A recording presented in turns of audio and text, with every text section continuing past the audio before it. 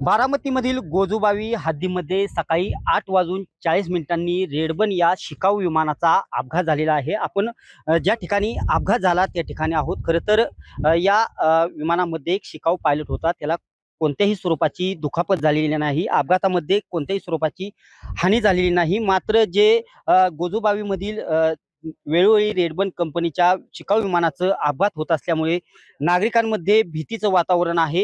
नक्कीच यामुळे जे वेळोवेळी विमान नागरिकांच्या शेतीमध्ये पडत असल्याने शेतीचं देखील मोठं नुकसान होताना पाहावयास मिळत आहे. आपल्यासोबत जे गोजूबावी येथील नागरिक आहेत, त्यांच्याशी आपण बातचीत करणार आहोत. खरं तर वेळोवेळी रेडबन कंपनीचं विमान अपघात होत आहे. काय सांगाल? 4 महिन्यापूर्वी दादांच्या आता शिकाऊ विमान आहेत यांचं देखील 4 वेळा चौथ्यांदा रेडबन कंपनीचा अपघात. रेडबर्ड कंपनीची विमानं ही आहे ना वारंवार पडत असतात. आतापर्यंत 25-30 विमानं त्यांची पडली आहेत. प्रत्येक वेळी गावकरी सांगतात की बाबा त्याची चौकशी व्हावी. पण ती आम्हाला चर्चेतनं असं कळलं की ह्या कंपनीचा मालक खूपच मोठा आहे. त्यामुळे ते काही चौकशी होत नाही, काय नाही. त्यांचं लगेच 2 दिवसात ते चालू होतं. ते पण बघितलं पाहिजे की बाबा काय त्याच्यासाठी कायदा वेगळा केलाय का काय आहे. पण लोकांच्या जीवाशी त्यांनी खेळू नये ते कंपनीने आणि गोजबावीकरांना व्यवस्थित जगू द्यावं एवढीच आमची विनंती आहे. नक्की नागरिकांमध्ये यामुळे भीतीचं वातावरण आहे. शेतीचं काय नुकसान होतं यामुळे? 100% शेतीचं नुकसान होण्यापेक्षा हे विमान जर अचानक एखाद्याच्या डोक्यावरती दिसलं तर त्याचा बीपी वाढेल ना. इथं एक ज्या माणसाने पहिली घटना बघितली त्याचं बायपासचं ऑपरेशन झालेलं 1 महिना झालं. म्हणजे विमान भीतीने 1 महिन्यापूर्वी एक जणाचं ऑपरेशन झालं. शेजारी 100 फुटावर त्यांचं घर आहे. तो माणूस अजून घराच्या बाहेरच आला नाही. 2 तास झाले ह्या घटनेला. तो इतका घाबरलाय.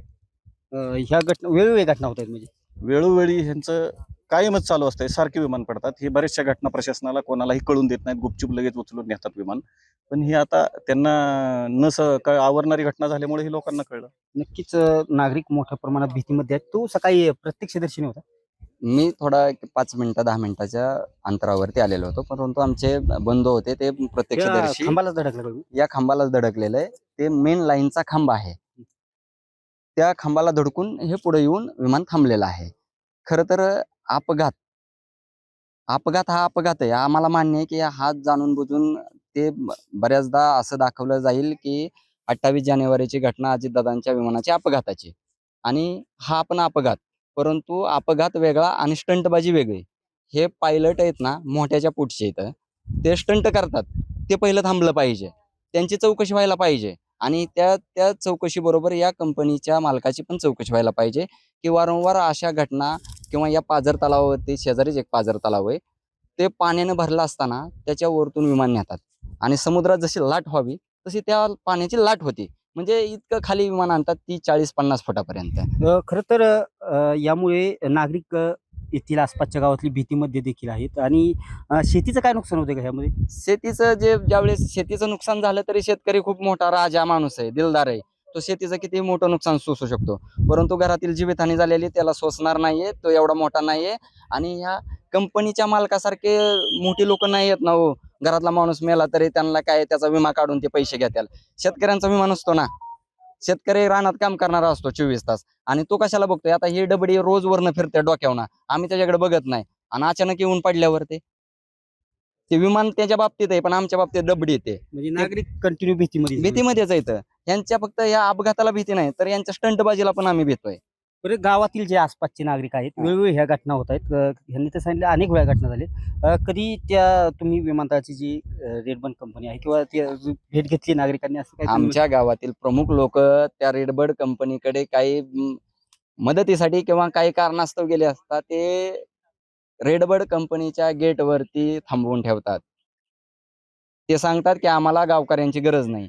आता हे आमच्या गावात विमान पडले, त्यांनी हवेतनं जायचं आणि हवेतनंच उचलून न्यायचं विमान. आमच्या रानात यायचं नाही. म्हणजे विमान नेऊन देणार नाही तुम्ही? पोलीस प्रशासनाला आम्ही मदत करतो. आम्ही कायदा सुव्यवस्थेचं पालन करतो. ह्याचा अर्थ असा नाही की त्यांनी काही बी करायचं ना कुणी बी यायचं ना आम्हाला टिकली मारून जायचं. असं नाही पाहिजे ना. शेवटचा प्रश्न, वेळोवेळी ह्या घटना तर होत आहेत, शेतकऱ्यांचं नुकसान होते, नागरिक भीतीमध्ये. काय मागणी काय मागणी? या कंपनी रेडबर्ड कंपनीवरती चौकशी होऊन कडकात कडक कारवाई व्हावी.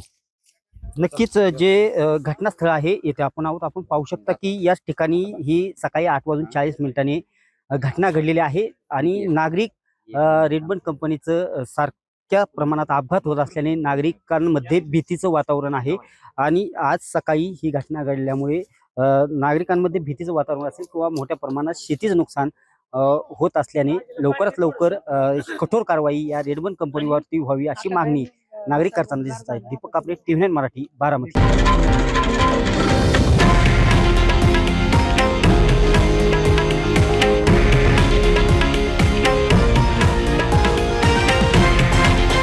हे आहे देशातील नंबर 1 न्यूज नेटवर्क आणि आपण पाहत आहात TV9 मराठी, एकमेव.